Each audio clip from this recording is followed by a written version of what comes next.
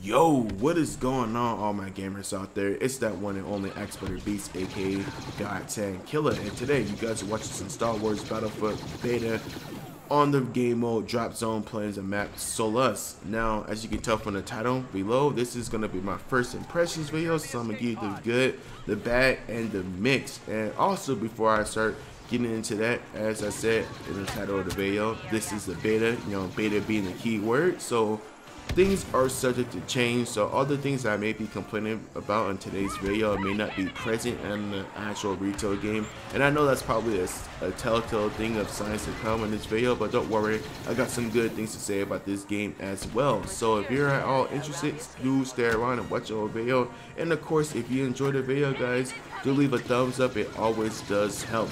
Now, let's get into the nitty gritty. Let's start off with the good. The graphics. Let me say, the graphics are actually pretty damn good. When I first jumped into this game, I'm like, damn, this game actually looks like freaking Star Wars. And of course, you would imagine that it would, but I guess it just kind of shocked me for a second. I was like, man, this game looks really damn good. It looked like DICE really paid attention to the Star Wars universe, and it got it looking exactly like Star Wars. So, props to DICE and the Frostbite agent for making Star Wars Battlefront look the part at the very least.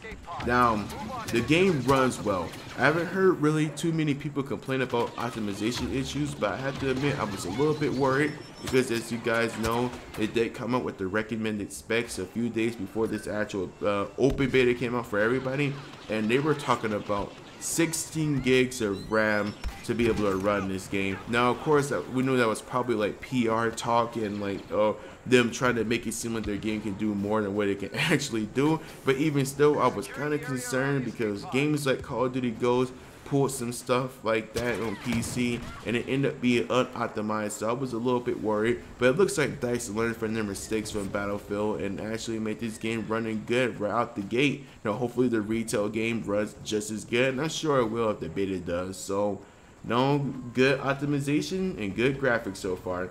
Now, this one is about the gunplay, and it's also in the good category. The lasers, aka the bullets, have travel time.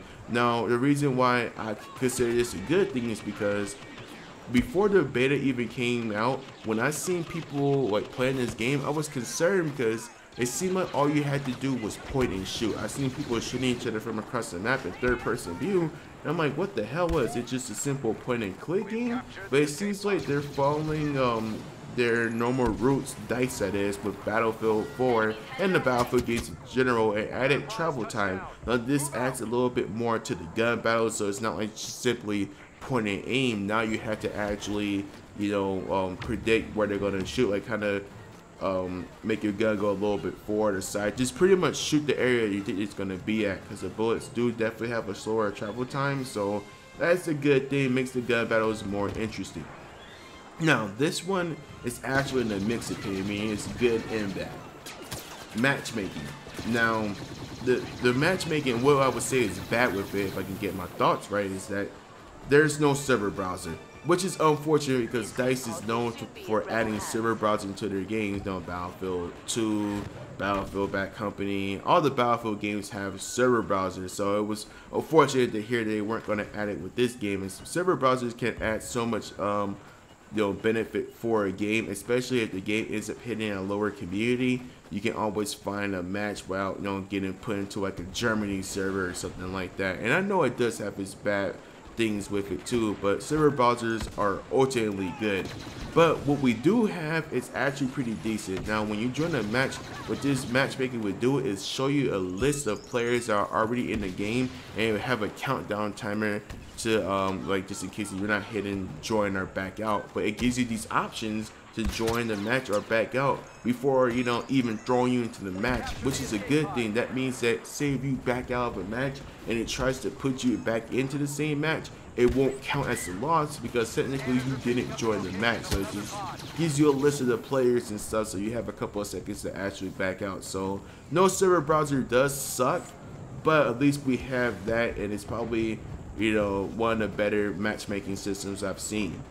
Now, also in the mixed opinion is no head glitching. And I know some people are gonna jump on me about, what do you mean, A and B? Of course, no head glitching is good, and I would agree with you. No head glitching is definitely good, but there's a problem with this game to where it looks like you can shoot over cover. Like, say you're hiding behind a rock and you see an enemy coming around the corner.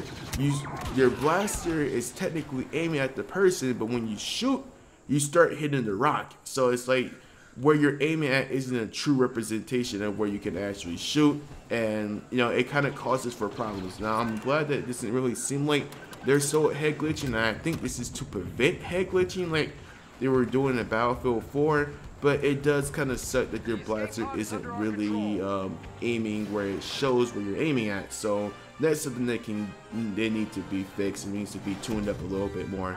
Now anyways, let's get into the actual bat. Forced into first-person view every time you respawn. Now this is kind of a minor gripe. This isn't like, oh my gosh, I need this, otherwise I'm gonna boycott the game. But it is kind of inconvenient when I die in third person, and then as soon as I respawn, I'm put right back into first person. Now I don't know if there was an option to change this in the menu, but that definitely needs to be, you know, looked at, because it's like if I want to be in first person, I would switch to it. If I want to be in third person, I would switch to it. So they need to kind of fix that.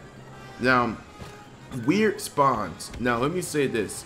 The weird spawns I'm talking about only apply to Drop Zone. Haven't played much of Walker Assault yet, so I don't want to sit there and say that, oh, Walker Assault has weird spawns, but Drop Zone definitely does. Now what I mean about weird spawns is that Drop Zone is one of these game modes, as you can tell, that Drop Zone, the pod I should say, drops randomly across the map. Now it's weird because some people you can clear out a spawn and you would have enemies spawning, you know, beside you, behind you, and it's just weird. It seems like enemies come from all different directions. So they definitely need to try to fix the spawning system in this game. Kind of resembles like somewhat of Battlefield 4 spawns. I wouldn't say as bad, but they need to kind of fine tune them a little bit.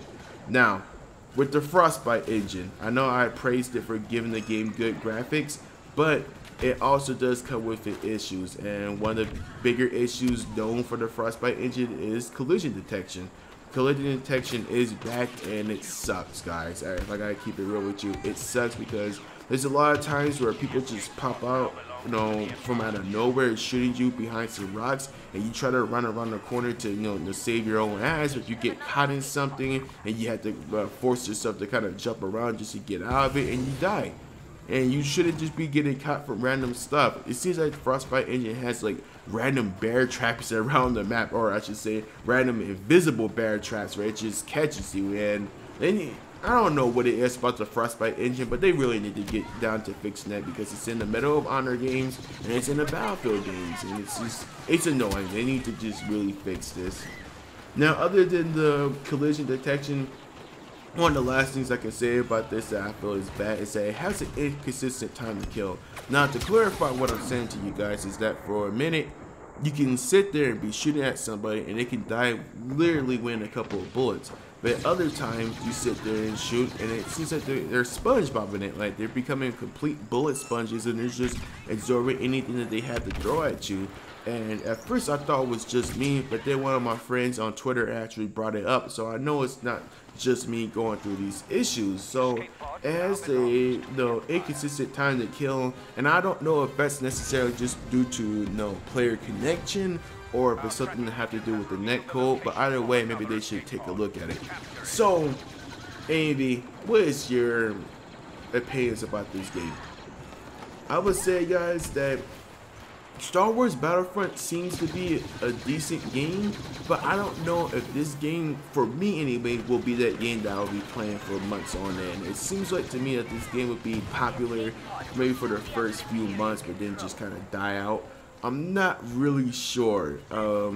It's cool to have a Star Wars Battlefront, but I kind of didn't feel like it brought the same magic like it did like the first two original games did, where you could play that game in single player mode for hours, and it was just basically multiplayer mode but just with bots. So it doesn't bring that same magic that I was hoping for. So I don't know if I'll be sticking around with this game, but hey, these are my first impressions anyway. My opinion can change at any time. But anyways, you guys let me know in the comments below. How do you feel about the game? Are you loving it? Are you hating it? Somewhere in between, you guys let me know in the comments below. But anyways, guys, I'll see you in my next video. You guys take it easy. Laters.